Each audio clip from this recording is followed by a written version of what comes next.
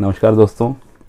आप दोस्तों जाने क्यों आज जानवरों से जुड़े हुए कुछ मुहावरे और अभिव्यक्तियाँ दिमाग में आ रही हैं। मसलन बैल मुझे मार, oh it's raining cats and dogs, वफादारी हो तो भाई कुत्ते जैसी, चुप कर गीदड़ कहीं का, hey don't chicken out, stop behaving like a holy cow, hey hold your horses, हाँ होल्ड योर हॉर्सेस। यार क्या तुम लोग ये सांप और नेवले की तरह लड़ रहे हो? समझ रहे हैं आप? You getting the drift. तो दोस्तों क्या आप जानते हैं कि ये सब जब भी हम कोई अपनी किसी एक पर्टिकुलर भावना को समझाने की कोशिश करते हैं तो हम जानवरों का या उनसे जुड़े हुए किसी स्पेशल कैरेक्टरिस्टिक का इस्तेमाल क्यों करते हैं? भाई वो इसलिए कि जानवरों के जो इमोशंस होते हैं वो एकदम प्योर होते हैं, खालिस, अनएडल्टर्ड। हम इंसानों की तरह नहीं कि किसी से अगर बैर लेना है तो उससे पहले हम 10 बार सोचते हैं कि भाई इससे दुश्मनी करने के क्या क्या नुकसान हो सकते हैं, या फिर अगर किसी इंसान की तरफ दोस्ती का हाथ बढ़ाना हो तो उससे क्या फ़ायदे हो सकते हैं। आप सांपों का एग्जांपल ले लीजिए, कभी देखा उनको लड़ते हुए? कैसे लड़ते हैं, गुत्थम गुत्थी एकदम, पूरी मसल से एक दूसरे को जकड़ लेते हैं, विश्वफुंकारे छोड़ते हैं, डसते हैं। नमस्कार दोस्तों, मेरा नाम है धीरेन और आज मैं बात करूंगा राज कॉमिक्स बाय मनोज गुप्ता द्वारा प्रकाशित एक बहुप्रतीक्षित कॉमिक्स की, जिसका नाम है सर्पद्वंद, और आप देख रहे हैं कॉमिक्स एनिमल।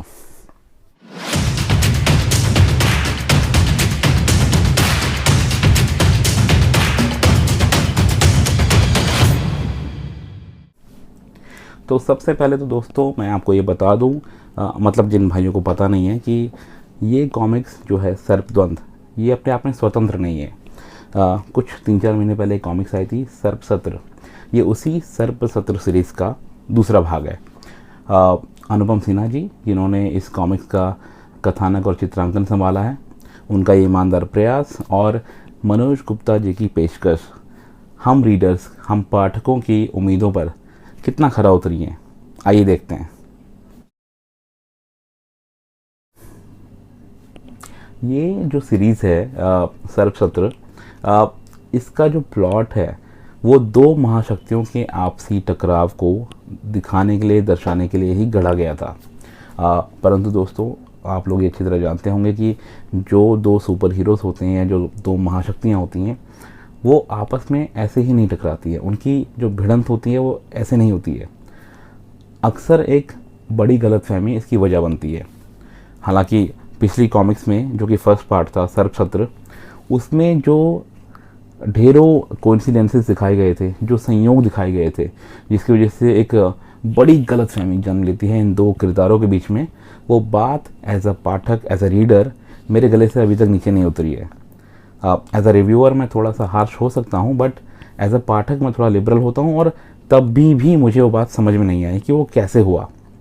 बहरहाल कहानी अब आगे बढ़ चुकी है और इन दो किरदारों के साथ साथ अब जो साइड एक्टर्स हैं, बाकी के जो लोग हैं, उनका भी आपसी टकराव हमें देखने को मिल रहा है। तो फिलहाल थोड़ा सा एक अल्प विराम देते हैं इस बात को और पहले बात कर लेते हैं कॉमिक्स की रूपरेखा की। Guys just look at this beautifully looking cover, बहुत अच्छा लग रहा है।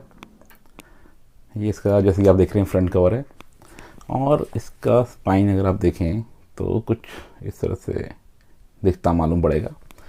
बैक कवर भी इक्वली अपीलिंग है। I mean look at the use of this vibrant colour, और ये जो बैकड्रॉप में महात्मा गालदूत महाशय जी हैं किस तरह से फियर्सली लड़ते हुए दिखाई पड़ रहे हैं।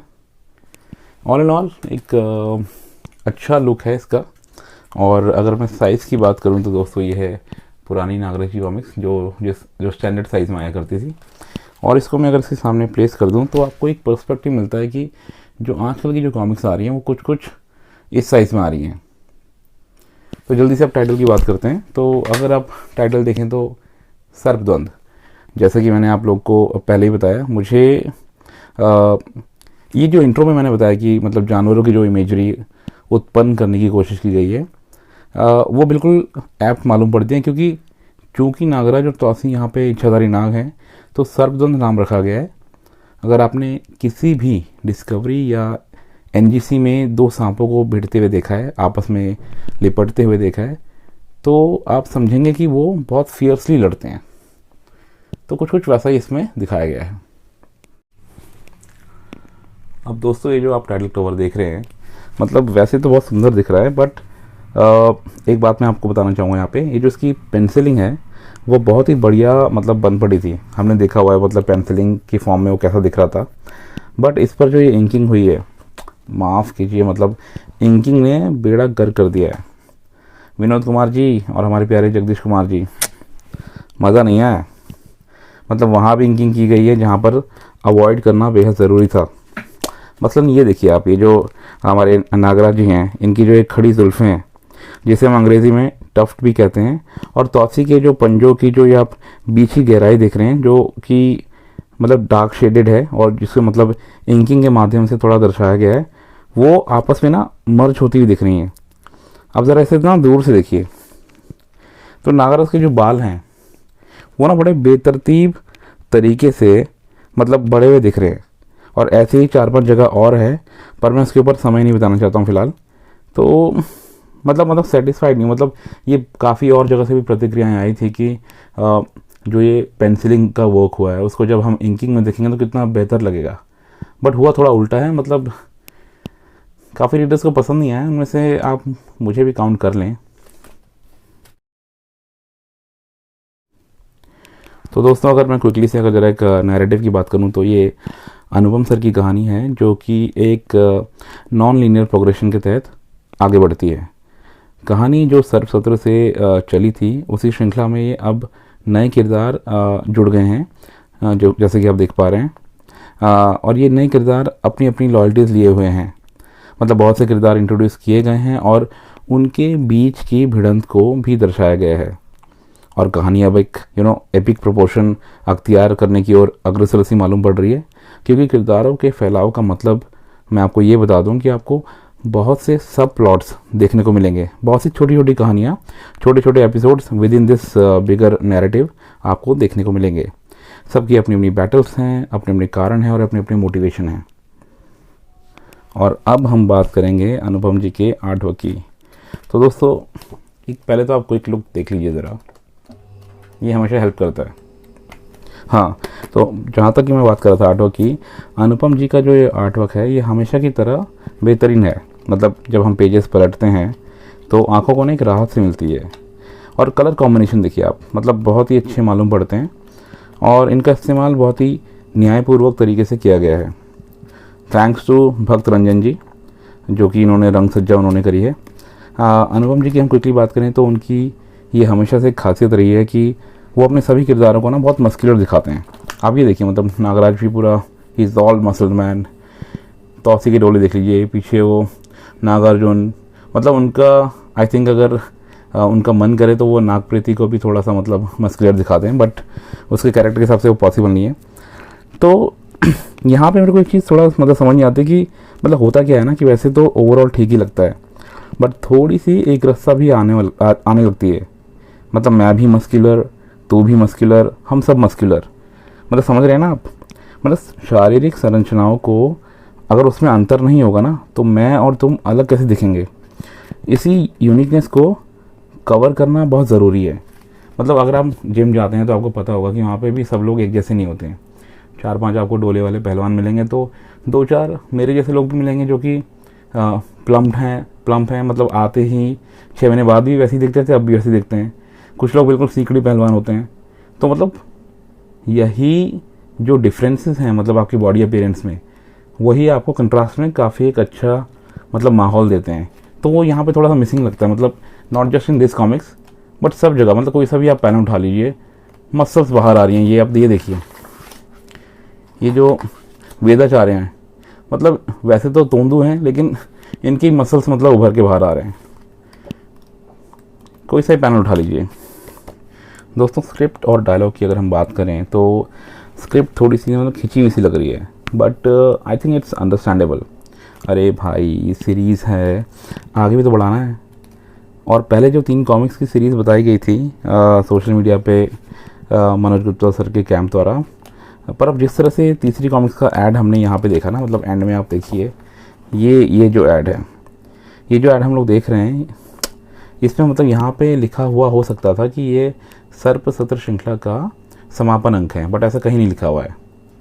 ठीक है, तो यहाँ पे जो लिखा हुआ है इससे ये जो हम लोग देख रहे हैं, इससे ये प्रबल संभावना जताई जा सकती है कि ये कहानी अभी लंबी जाएगी।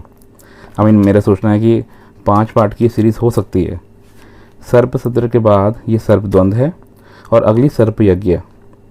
सो मेरे अंदर का जो कॉमिक्स प्रेमी है वो कुछ पॉसिबिलिटीज़ ढूंढता है, टाइटल्स के पॉइंट ऑफ व्यू से। सो जो अगले 2 टाइटल्स होंगे, तो मैं ये सजेस्ट करता हूँ कि मतलब सर्प यज्ञ के बाद जो चौथी कॉमिक्स आ सकती है वो सर्प आहुति हो सकती है, और जो उसका कंक्लूडिंग पार्ट है हो सकता है उसका नाम सर्प मिलन हो, जहाँ पे एंड में सब कुछ ठीक हो जाता है।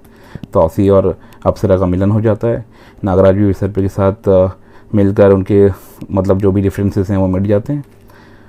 और सबसे प्रबल संभावना तो ये है कि 6 महीने बाद, मतलब ये जो 5 कॉमिक्स की जो सीरीज़ बन रही है, जो बनती प्रतीत हो रही है, वो जब कंप्लीट हो जाएगी तो उसके 6 महीने बाद आप लोग को सर्प सत्र सीरीज़ का एक स्पेशल कलेक्टर्स एडिशन भी बाज़ार में देखने को मिल सकता है। चलिए अब पेजेस की बात करें तो जैसा कि बोला गया था, ये 48 पेजेस की कॉमिक्स है, पर कहानी सिर्फ 45 पेजेस में ही सिमटी हुई है। बाकी के 3 पेजेस में क्रेडिट्स हैं और एड्स दिए हुए हैं, विच इज़ ओके।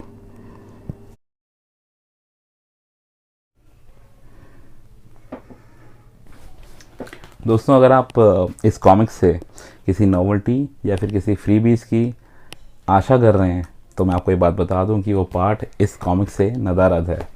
तो हम उस बारे में बात भी नहीं करेंगे क्योंकि वक्त ज़ाया होगा। क्विकली आते हैं प्राइसिंग के ऊपर। सो इस कॉमिक्स की जो प्राइसिंग है वो है 199 रुपीज़। और जैसा कि मैं अक्सर कहता हूँ कि आप लोगों को ये जो ऑनलाइन कॉमिक स्टोर होते हैं तरह तरह के मार्केट में मौजूद हैं, आपको इस बारे में जानकारी सोशल मीडिया के थ्रू भी मिल जाएगी। आप वहाँ पे चेक करते रहिए क्योंकि भिन्न भिन्न तरह के डिस्काउंट्स अवेलेबल हैं।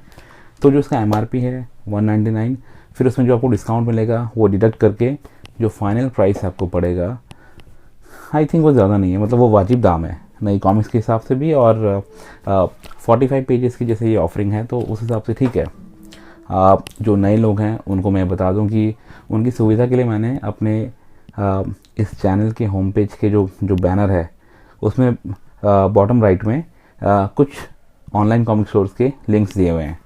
So do check them out, और आपको हेल्पफुल होता है तो मुझे बताइए। सो दोस्तों, जैसे कि आप देख सकते हैं ये एक पैनल है रिव्यू और रेटिंग वाला, और जो पैरामीटर्स मैं यूजुअली फॉलो करता हूँ उसमें से एक मिसिंग है जो कि नॉवेल्टी वाला पार्ट है, जो इस कॉमिक्स में एप्लीकेबल नहीं है, तो मैंने इसको रिमूव कर दिया है। और उसके बदले का जो मार्क्स है मैंने बाकी के पैरामीटर्स में डिवाइड कर दिया है। तो this is what it is, marks allotted जो हैं वो आप देख सकते हैं, और उसके अगेंस्ट में जो मैंने मार्क्स दिए हैं वो भी आप देख पा रहे हैं। So if I look at this comics in totality, I think it's a 3.5 out of 5 kind of performance, और एक अबव एवरेज कॉमिक्स है। आप इस नई कॉमिक्स है, नई कहानी है, तो आप इसको खरीद सकते हैं, पढ़ सकते हैं। बाकी आपके डिस्क्रिप्शन पर डिपेंड करता है। तो दोस्तों, आप लोगों से फाइनली विदा लेने से पहले मैं कुछ 2 टूक बातें करना चाहता हूँ। पार्ट ए, आप ये कॉमिक्स क्यों ना खरीदें।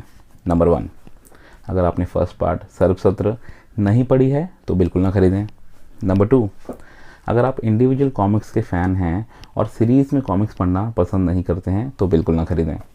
नंबर 3, अगर आप इंस्टेंट ग्रेटिफिकेशन के मारे हैं और इस कॉमिक्स के जो रिमेनिंग पार्ट्स हैं उनका मार्केट में आने तक का इंतज़ार नहीं कर सकते हैं तो डेफिनेटली कॉमिक्स ना खरीदें। Now let's come to part B, which is very important. आप ये कॉमिक्स क्यों खरीदें। नंबर 1, डेफिनेटली अगर आपने फर्स्ट पार्ट पढ़ा हुआ है तो आपको आगे के एक्शन पर कैचअप करने का मन तो होगा ही, इसीलिए इसको ज़रूर खरीदें और पढ़ें। नंबर 2, अगर आप अनुपम सिन्हा जी के कथानक और उनके चित्रांकन के दीवाने हैं तो ये कॉमिक्स खरीदें और पढ़ें। Number 3, and it's very simple to understand, अगर आप एक कॉमिक्स एनिमल हैं तो ये कॉमिक्स खरीदें और ज़रूर पढ़ें। I think I made my point. तो चलिए दोस्तों, चलता हूँ, फ़िलहाल इजाज़त दीजिए, जल्दी मुलाकात करते हैं, तब तक के लिए नमस्कार।